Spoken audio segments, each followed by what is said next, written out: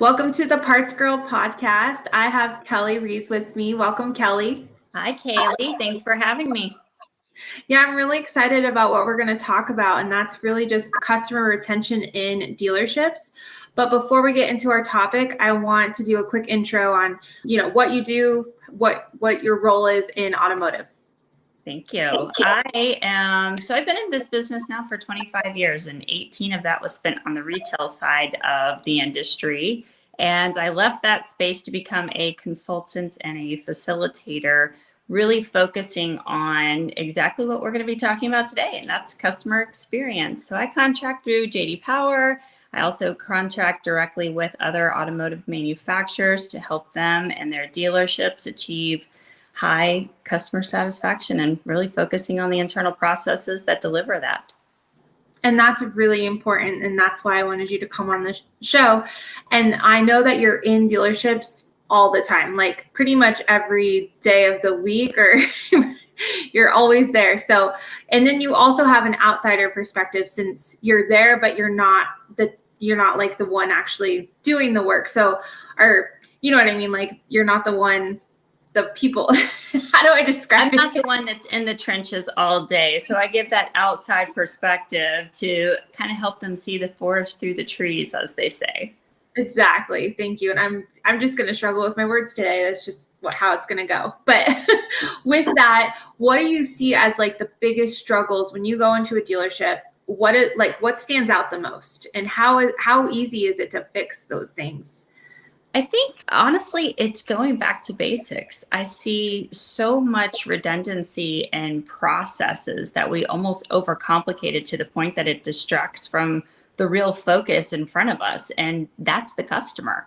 How do we take away from those distractions and over processing of tasks and administrative duties to give our front facing team members the ability to kind of breathe and spend some time and get back to getting to know the customer, listening to them, having some empathy, and being a better communicator? Because I think when we start over processing and we look at all of these different tasks and steps and processes that may it be the manufacturers putting on them or the dealership's processes, where it's really just taking away from the time that the customer wants to be able to communicate and spend with who it is that they're working with. And I do genuinely believe that the front-facing employees, they also want to be able to give them that time, but they just feel like they're overtasked, and it takes away from the ability to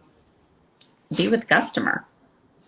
And when you say overtasked, what exactly do you mean? Like, so just to elaborate on how are we overcomplicating, and are there solutions to help with the overcomplication of the process so that we can, be with our customers more face to face and not have to worry about all the different steps that need to be taken? Look at the different technology resources that you have. Take a minute and really digest all of the different plugins and ancillary systems that are stacking, and identify if there's redundancies. Are you asking your salespersons or even your service professionals to do the same thing multiple different times? And is there a way to eliminate that from happening over and over again?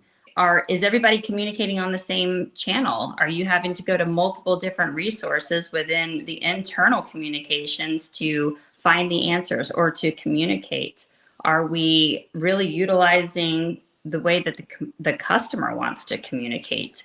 How many times are we having to juggle? Okay, well, I need to do this, and that's going to take this amount of time because this customer wants to do it this way. But I have to go through all of these steps because this is what's on my checklist for my process. And I have to make sure that I do all of those different things. So it really just dial it down. Go in, ask your teammates, walk me through what this process looks like, and how many times are you having to do the same thing twice or 3 times or 4 times? And can we free up that time to really spend a couple more minutes and let the customer talk a little bit more and get a little bit more information, be able to give ourselves the ability to ask more questions, free up that time to give an update, free up that time to create a personal experience and build on that relationship. So And that's why I think it's important about what you do, is because I think when you're in the trenches, you're constantly in that survival mode, and you're not given that time to actually go back through those steps and identify as a team, where can we kind of fill in those gaps of like, oh, where are we doing too much? Where are we overcomplicating the process? And yeah, that's because I mean, I see that in myself and how we work in PartsEdge, and our process is like working together as a team of like, where can we bridge these gaps and not overcomplicate things? But when you're in the trenches, it's like, you know, you don't have that time. You're just like, oh, we'll fix it later. You just keep adding to the list. Every time. So we're just stacking and stacking, and we're not taking away and taking away. So it becomes convoluted. The redundancy it becomes excessive, and it's just more weight that you're carrying because you're so focused on the tasks at hand, which again, it just distracts and takes away from the time that the customer wants. And I truly believe we want to be able to give it to the customer as well. But we need to slow down just a little bit and take a minute to really evaluate what our processes are. How are our systems communicating? Are they creating more unnecessary steps because maybe they're not even set up properly? Maybe there's disconnects with the internal systems and talking that's creating those, and we just need to fix the way the setup is. That makes sense. But we have to give ourselves and afford ourselves the ability to slow down just enough to figure that out. So that was going to be my next question of like, so if they don't have someone like you in the dealership, what would you say, what would you recommend, like on how to give themselves the time? Like, should they be reviewing these processes, probably that's the correct way to say it, but I always want to say processes. I'm guilty of the same. They're both the same. But how would you recommend, now I forgot my train of thought. How do we go about starting this? If I'm not coming in, how do they take the lead on this themselves? Exactly. It's creating the open communication platform, asking your team members, what are your struggles? Walk me through what your processes are, because I think from a leadership, a top down, we think that we look at these different KPIs, we look at these different resources that tell us where some of our problems are.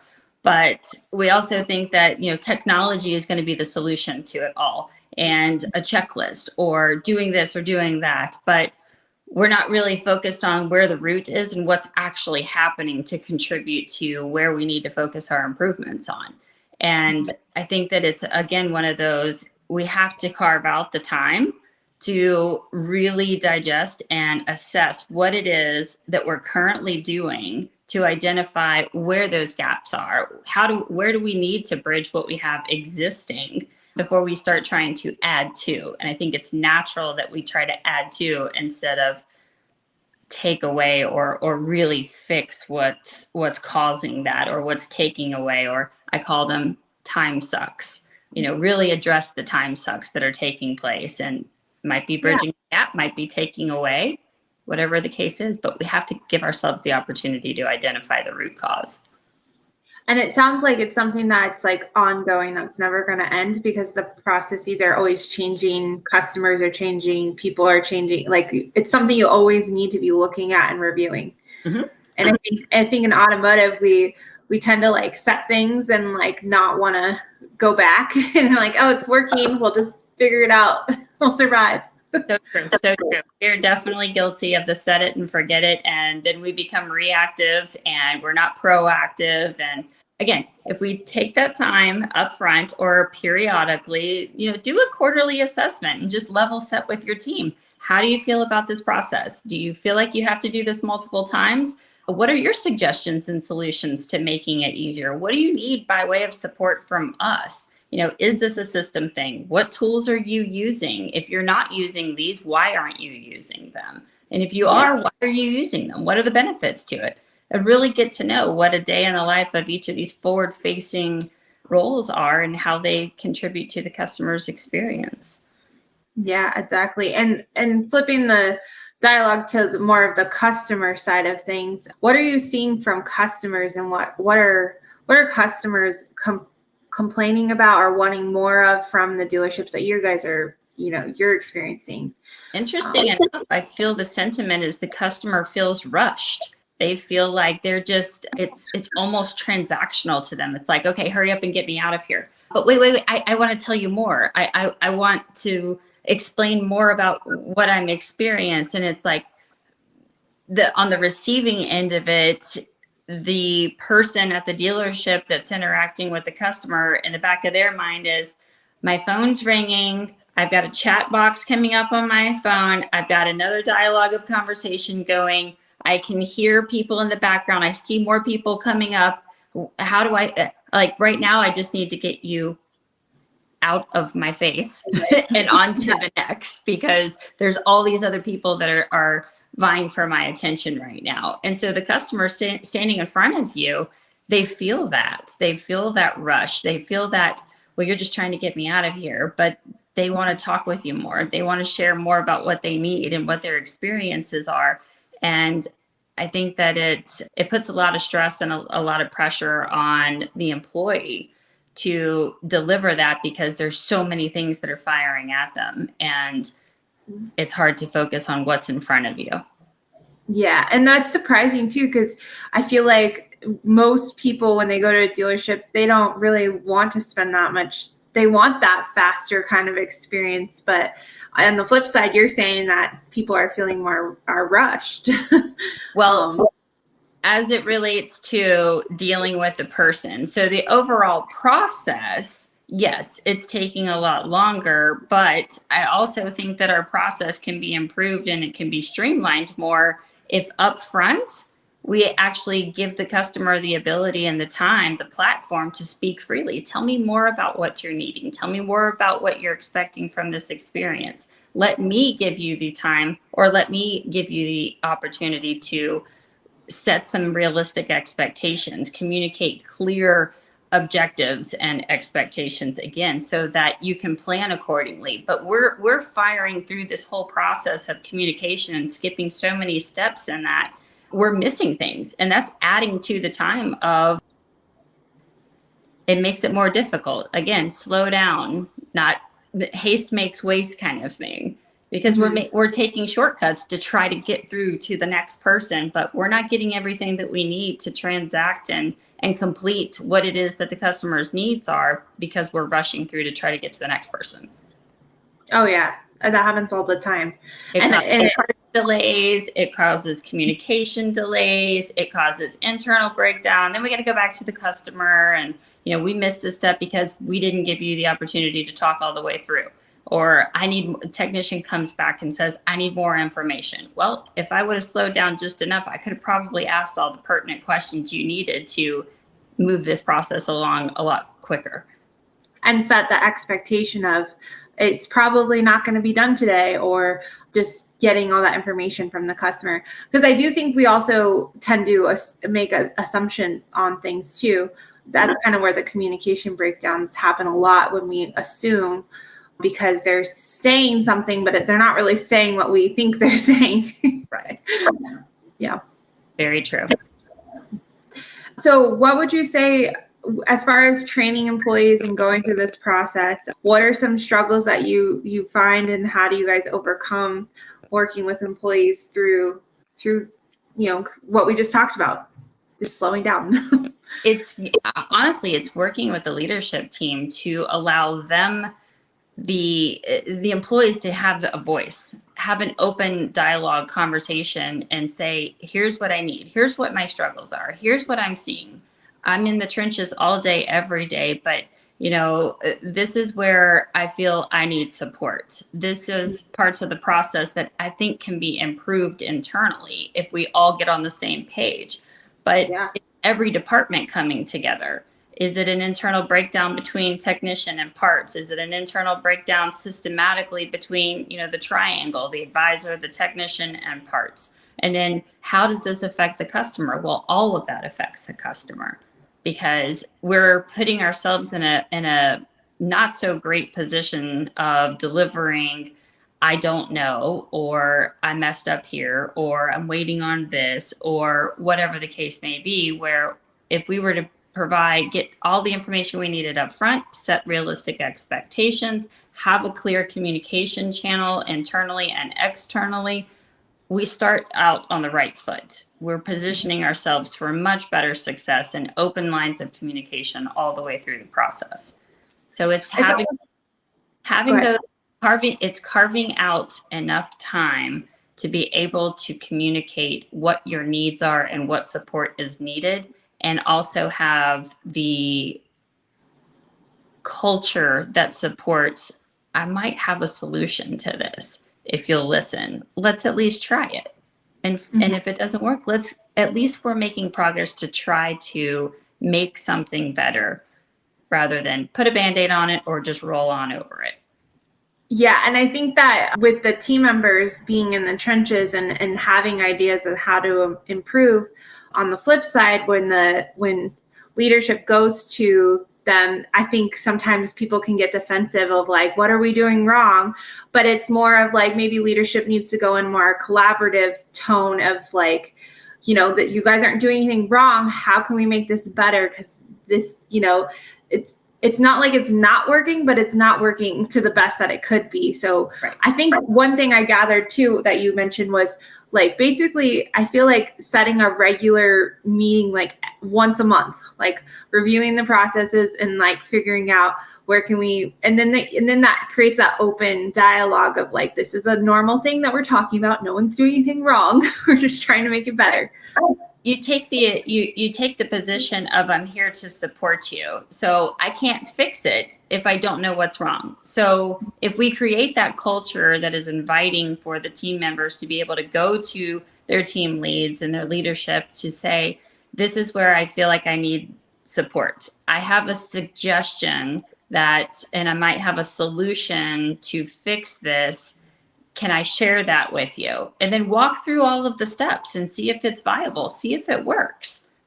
Yeah. At least you have the open line of communication, and you have the culture that is a supportive culture and is actually listening to the voice of the employee of what they need to take care of your customers. 100%. And how would you compare, I was trying to think of while you were talking, like when I feel like automotive and like the service gets compared to like a doctor or dentist office experience a lot. And I'm trying to think of the question I want to ask you because it's on the fly. It's not something I thought of beforehand. But basically, like how do you compare those experiences? How do they differ? Because I feel like we can't totally compare a visit with the doctor as far as our vehicles getting a visit with a technician. I feel like they're very similar in the fact that they're, you're getting diagnosed, you're resolving issue. And then there's maintenance, like we have to go to the doctor to get our regular physicals or whatnot. Sure. But I don't really know which question I'm trying to come up with, but yeah, like how do you compare them and how can we learn from the doctors? Where are they failing? I don't really know which question I'm trying to ask. Kaylee, I think I understand where you're going with this. There are a lot of parallels between the two, especially when it comes to how many times you're having to repeat what your needs are and making sure that you get to the right person that's actually going to take care of whatever your needs or your wants are, and setting realistic expectations. So this is all communication, right? This is all what it is. We need to really take a good hard look. When the customer needs us, what are the different communication channels that they're reaching out to us, and do all of those communication channels funnel to the right person based on what the customer is telling us that they need? So you really need to take a look at, if they're communicating with you with chat, where does it go? And how many times do they have to repeat? Does it fall on deaf ears? Is it channeled to the right person? If it's texting, who's receiving the text? How many times do they have to repeat what their needs are, and how does it get communicated internally? Same thing with a phone system. How many times are you having to repeat yourselves? You call in a receptionist. What are your needs? How can I help you? Transfer to service BDC. I don't need this. I'm trying to get to my advisor. Now, how many different transitions are they having to go to finally get to the person that's going to actually take care of them? So take a look at your internal communication and how that is, or the customer facing communication channels, so that you're able to direct them where they need to go quicker into the process, and enable and empower that person to be able to set the realistic expectations, really take care and listen to what their needs are, to come up with a strategy and a plan together, given whatever the current climate and situation is. Yeah, I have a recent experience. I shared it on a previous podcast, but it has continued on. So I had a service with a dealership, and I denied some maintenance items that could wait a little bit longer so I could prepare. So then they reached out to me via text saying like, hey, it's time for a service. So I replied to that saying, yeah, actually, I do need to schedule a service. I denied some things. Can you remind me of that? And then the text back was like, well, you need to call to find out what those are. So that was a little frustrating because I'm like, well, now I have to call. And then when I called, which was, I think, a couple of days later, I think I got someone that still couldn't tell me anything. Classic case in point right there. Yeah. I'm like, what is going on here? There's so many different breakdowns in the communication channels that are internally, and they're breakdowns in processes that whatever your declined services were, did they actually get input? And that's scary in and of itself. It leads to so many different questions. It makes you question a whole lot more than just what's on the surface in front of you. I think it did get put in because when I finally got somewhere with someone, they told me what I had denied, and they were able to refresh my memory on like, this is what you need. But it was still like, I just wanted to do it through text. Because that was your preference. That is how you initiated the conversation, or you responded to that means of communication that was outreach to you. So you were following what was teed up for you. Uh-huh. And then I also have another vehicle I tried to schedule, which I don't know, I might be like that customer that everyone hates, but I called and I went to voicemail to schedule a service, and I didn't feel like leaving a voicemail. So I called again a couple days later and got the same thing. And I was like, you know what? So I called a different dealership and I got someone right away. Yes. So cross training.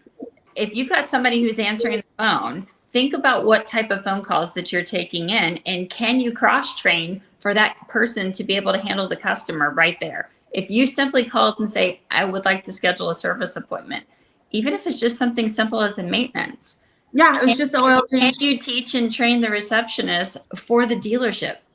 Can you teach that person how to get into your service scheduler and make an appointment to take care of the customer? I mean, is it too much to even ask your salesperson to schedule a service appointment for their customer, our customer? Especially if it's just a simple maintenance on a service contract that the salesperson sold me. So, yep. Yeah.